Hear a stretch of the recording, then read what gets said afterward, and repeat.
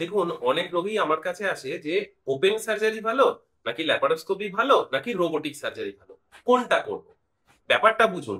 আপনি কলকাতা থেকে দিল্লি যাবেন রাজধানী এক্সপ্রেস করে।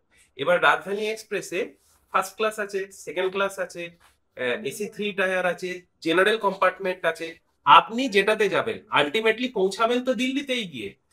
আপনি যদি চান আপনার জার্নিটা একবারে স্মুথ হোক, আপনি তাহলে এসি ফার্স্ট ক্লাসে যাবেন।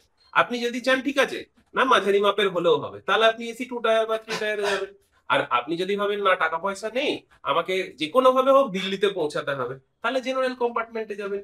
ব্যাপারটা তো আলটিমেটলি সেমই, সেই তো দিল্লিতেই পৌঁছাবেন, কিন্তু আপনার জার্নিটা কতটা স্মুথ হবে তার উপর ডিপেন্ড করছে আপনি কোন ক্লাসে যাবেন। একই রকম ভাবে আপনি গলব্লাডার অপারেশন করবেন, ওপেন অপারেশনেও গলব্লাডার বাদ দেওয়া হবে, ল্যাপারোস্কোপিতেও গলব্লাডার বাদ দেওয়া হবে, রোবোটিক সার্জারিতেও গলব্লাডার বাদ দেওয়া হবে। কিন্তু ওপেন অপারেশনে কাটাছেঁড়া হবে, রক্তপাত বেশি হবে, কিছুদিন বেশি ভুগতে হবে। ল্যাপারোস্কোপিতে ফুটো করে অপারেশন হবে, রক্তপাত কম হবে, তাড়াতাড়ি ঠিক হয়ে যাবে। রোবোটিক সার্জারিতে আরেকটু ভালো সুস্থ হবে। সেমনি যেরকম গুড় দেবেন সেরকম মিষ্টি হবে।